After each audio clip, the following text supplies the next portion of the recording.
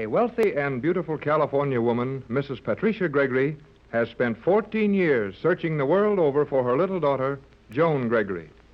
14 years ago, Mrs. Gregory, her husband, and baby daughter were shipwrecked in the South Pacific.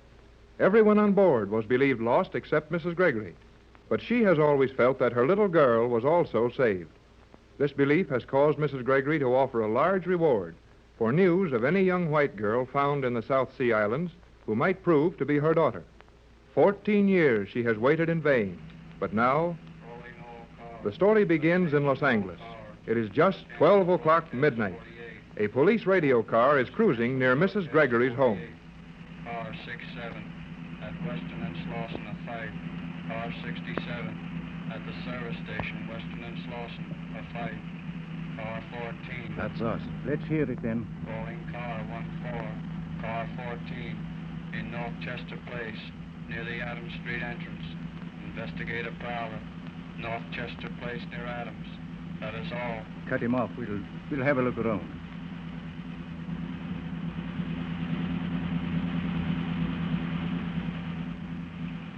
We're right in that block now. Yeah.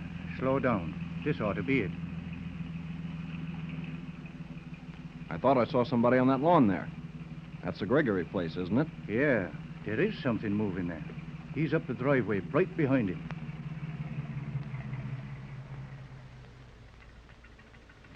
Where you going, buddy? Who wants to know? Hold it right there and I'll show you. Hold it there, kid. I want to talk to you. Hey, why don't you take that flashlight out of my eye so I can see who you are? It's a lot more important that I see who you are. What are you doing here this time of night? Well, suppose you tell me what you're doing here, and then maybe I'll tell... Oh, golly, Whiskers. I didn't see your uniform at first. The cops, huh? Right, the cops. Now can you remember what you're doing in this driveway? Well, I might live here. Ah, you might, but you don't. We got a call on you as a prowler. A prowler? I'm looking for a lady's house. That's not prowling, is it? Well, depends on whether the lady wants you to be looking for her. This is Mrs. Gregory's house. Honest? She's the one I'm looking for. Much obliged. I'll go and see her. Hey, not so fast, buddy, not so fast. Do you know Mrs. Gregory? No.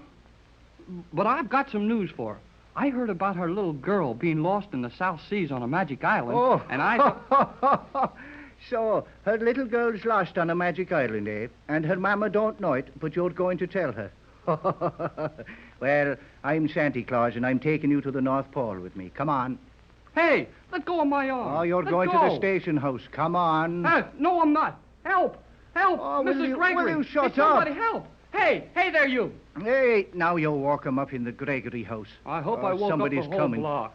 Take it easy, son. Now, take it easy there. Here, this is no place to stage a fight. Oh, well, we picked this kid up in your driveway on a prowler call. I'm not a prowler, honest. I've got to see Mrs. Gregory right away. Well, it isn't so easy to see Mrs. Gregory at midnight. What's your business here? The kid's having a pipe dream about Mrs. Gregory's little girl floating around Australia on a magic island. I'll see that he don't bother you anymore. Come on, son. Wait a minute. Hold it, officer. Did you say Mrs. Gregory's little girl? You bet he did. But nobody's going to get a chance to laugh at me again. I'll tell my story to Mrs. Gregory, or not at all. All right, officer. I'll be responsible for this boy. And if he's not what he represents himself to be, I'll send for you again. My name's Bradford. I'm in charge of... Oh, that's all right, sir. I know you, Captain Bradford. Call us if you want anything else. And let us know how the kid's magic island comes out.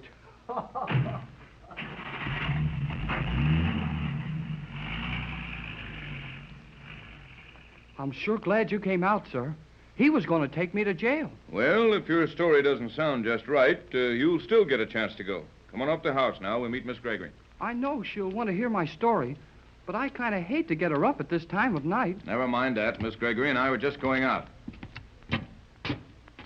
You go open the door there and go right in. I'll follow you. Go on in, kid. But you ought to go in first. I'll be the judge of what I ought to do. Go on in. Now, straight down the hall to that lighted arch. What's going on, Tex? I thought I heard... Oh, Are you Mrs. Gregory? yes, I'm Patricia Gregory. Let's go in and sit down, Pat. I'm anxious to get a good look at this young fellow. Say, Mrs. Gregory, your butler's mighty suspicious of me. Butler. I'm sorry, Tex, but you should see your face. Butler. What makes you think I'm the butler? Well, heck, Nobody but a butler could act as suspicious of anybody as you do. You're wrong, young man. Captain Bradford is in charge of my affairs. Manager of my estate, master of my yacht, pilot of my planes, and... But hadn't you better introduce yourself? Yes, we'll ask a few questions now, son. You sit over there. Keep your hands inside. Patricia, you stay near me. Don't be absurd, Tex. What danger could there be? He's only a boy. Yes, and Billy the Kid was only a boy when he had to put extra long handles on his guns to hold the notches. Say, I've had about enough of this. I've got something to tell Mrs. Gregory. Do I get to tell her or don't I? Of course you do. Keep quiet, Tex, and let the boy talk. Thanks, Mrs. Gregory. Well, my name is Jerry Hall.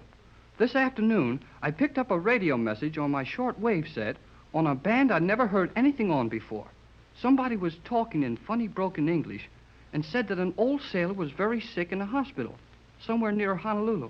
I guess he didn't say. There it is again, the same thing. Wait, Tex. Go on, Jerry. Well, I guess this old sailor was so sick, he didn't know what happened to him. He was raving about how he'd escaped from a magic island in the South Seas and about a beautiful little white girl that was living there with some strange people. Well, I read all about your little girl being lost in the shipwreck when she was a baby, and I thought that, well, that is... Gosh, I guess it sounds kind of foolish when I try to tell it. No, it doesn't, Jerry. It isn't foolish at all. And Captain Bradford and I are leaving tonight within half an hour, sailing on my yacht. And we're going to find out all about that old sailor and his story. Well, I've been reading all about your little girl ever since I could read. Is it true that you were shipwrecked in the South Seas, just like the stories say? Yes, Jerry, it's all true. We were wrecked in the South Pacific when my little girl, Joan, was only a year old. Her father was lost, and of course, everyone else thinks my baby was also, but somehow I've never quite given up hope that someday I'd find her. And we've chased all over the world to see girls that people show to us to try and get some of the money Mrs. Gregory offered. But they never are the right one. Well, how could you tell your little girl? I mean, if it really was her. Joan had a tiny birthmark, a little star-shaped scar on the back of her neck. Joan. Gee, that's a pretty name. Joan. I'll bet she'd be pretty, too. Maybe almost as pretty as you are, Mrs. Gregory. Thank you. There you are, Tex. Jerry's a bright boy. Yes, his eyesight's all right, I'll say that. We've got to go. You see, kid, we heard the same thing on the shortwave that you did. And we're sailing just as soon as we can get to the harbor. Boy, that's slick. Will you take me with you? Will we do what? Take me along, will you? Oh, please. Why, Jerry, we couldn't do that. We hardly know you. And you're so young, you can't be out of high school yet. Well, I know my dad would let me go. And I know a lot about boats and aeroplanes and radios and, well, and all that sort of stuff. And I'd work hard on the yacht and... Oh, golly whiskers. How about it? Not a chance. Out of the question. I'm sorry, Jerry, but it just wouldn't do. Beg your pardon, madam, but the car's at the door. Everything is quite ready. Baggage loaded. Thank and the you, instruments- Johnson. We'll be out in a moment. Very good, madam. Now, Jerry, I'm afraid we'll have to say good night to you. It was sweet of you to come and tell us about your radio message. Won't you let me give you... Oh, no, thanks, Mrs. Gregory. It was fun for me. You see, I've dreamed about finding your... Oh, well. Good night. I hope you have a lot of luck. Thanks, Good night, Jerry. son. Good night. Oh, say, I was just thinking, if you could only let me go, I'd telephone my dad. He'd let me go when I tell him how nice you are, Mrs. Gregory. Oh, Jerry, you're nice about this, and I would like to take you, but it wouldn't do, would it, Tex? Sorry, kid, but it just isn't in the cards. Boy, I'd sure like to see that magic island.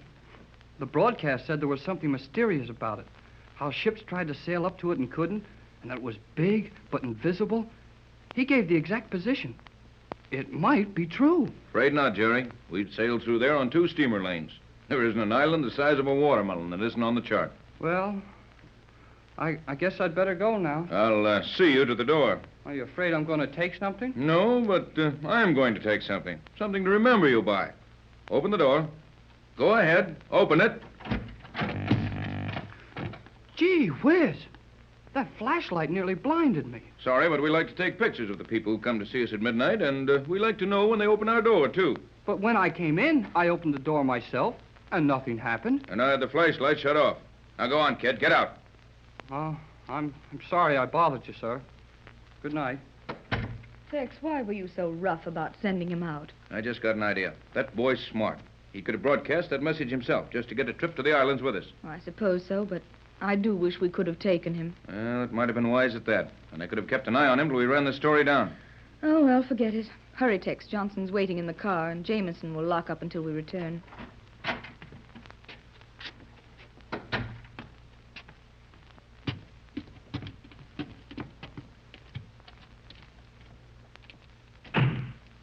To the harbor, Johnson. And step on it.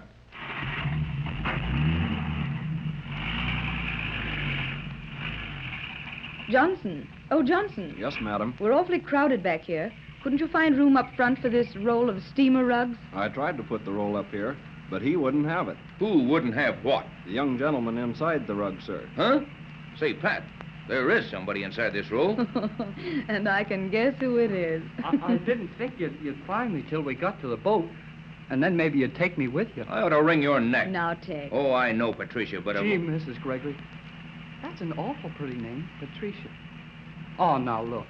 I'm plenty big enough to go with you, and we'll telephone my dad from the dock, huh? How about it, Tex? Nope. Oh, now, Tex. No. You got her on Miss Gregory all right, Jerry, but you can't do that to me. Oh, no, sir. I wouldn't try to get around you. I can see that nobody could do that. You're too smart. But I would like to sail with you. I could learn a lot from a man as smart as you are, Captain Bradford. All right, you win, kid. Golly whiskers! To the harbor, Johnson, and step on it.